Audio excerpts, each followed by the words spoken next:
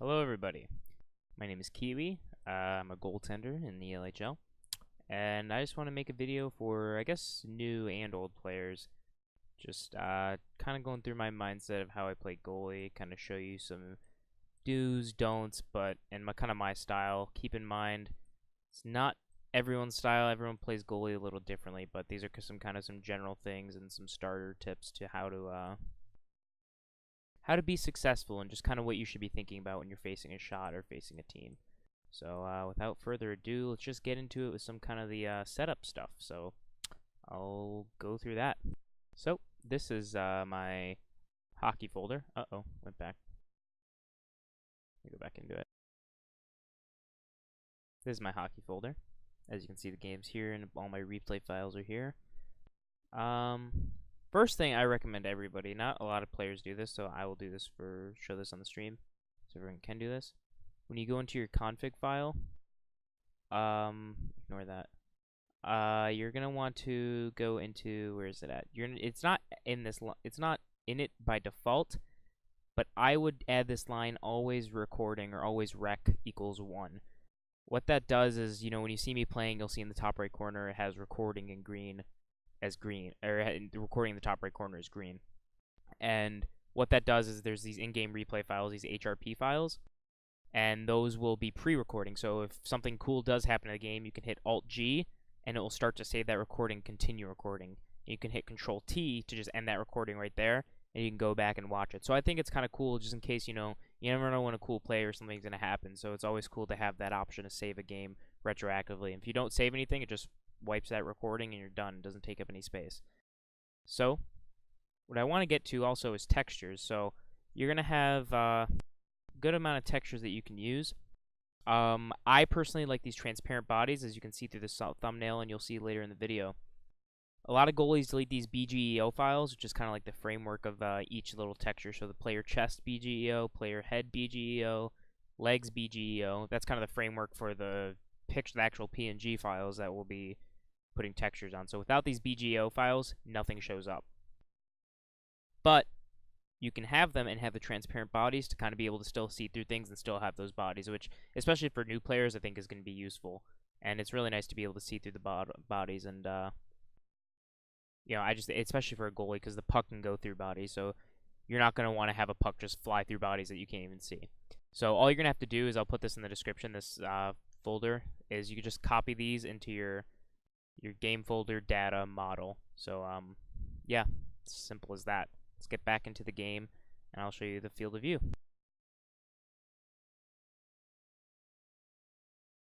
So the field of view stuff is very, very simple in itself. You hit enter to open the chat, you hit FOV, and then you type whatever your field of view is. The default is 70, but me and I know a lot of other newer players, or I guess really every player, kind of think that you're looking too down, and it's just not good. There's some older players that stick to it because this is all they know, so they just find themselves comfortable with it.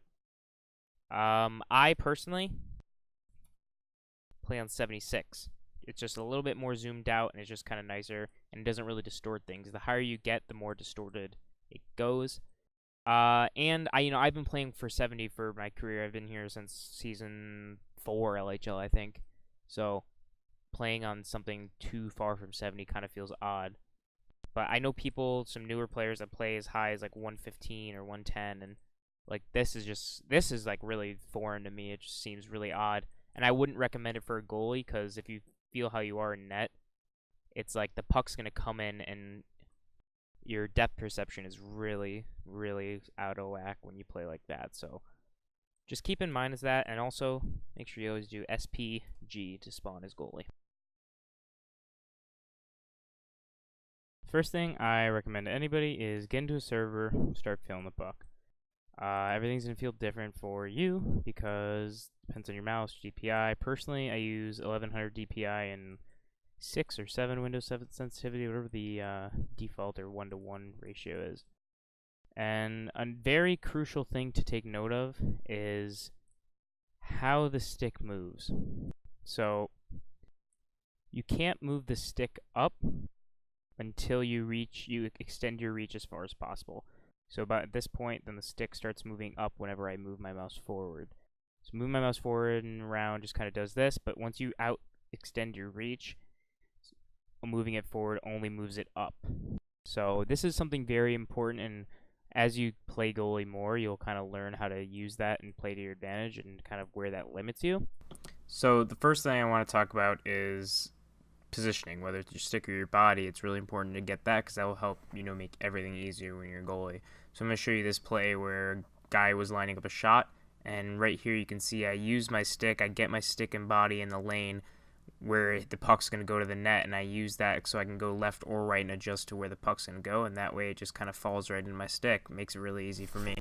So the opposite of that would be bad positioning. As you can see here, when the shooter's taking a shot, I just kind of don't have good positioning. As when you can see, if we pause it right here where the arrow is kind of lining up, I'm just giving him way too much room on that left side, and he's just going to shoot through my body, and shooting through the body is never a good thing that can happen. So you could just see bad stick positioning right there. Do not do that. So kind of a tangent off of stick positioning is you can intentionally position your stick wrong if you're trying to bet on yourself and bait that you can get the shot.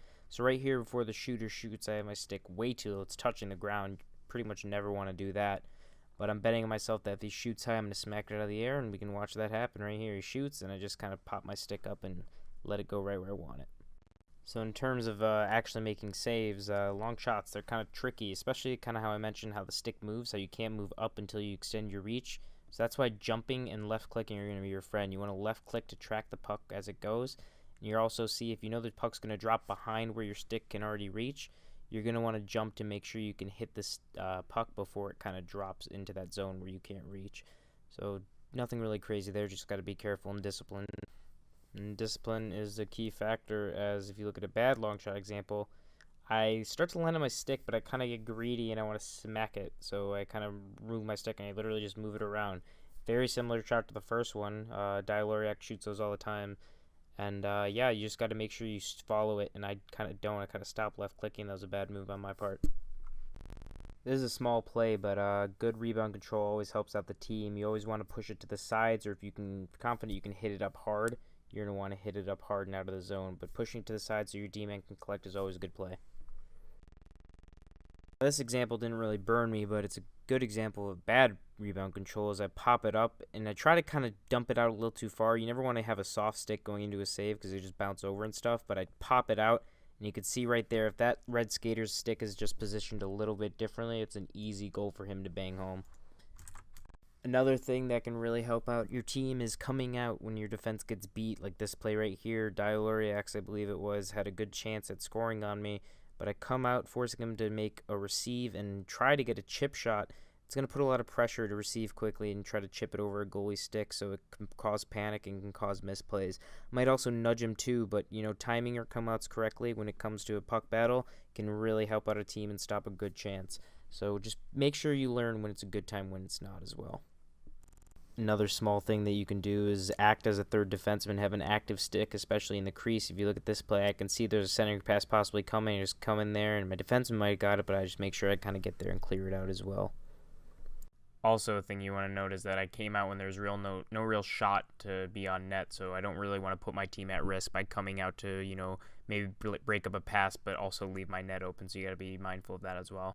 Last thing I want to mention is when you're beat, be creative. At this play, I get beat on the shot on the breakaway, and I kind of angle myself backwards, look up so I can extend my body, get the body on the player that had the breakaway, and I hold him up, but another player gets in and gets a goal. But that would have been cool if it worked. And another example of a good play here would be this play where I lost the puck here, and I just skated with it and had my stick held up next to it.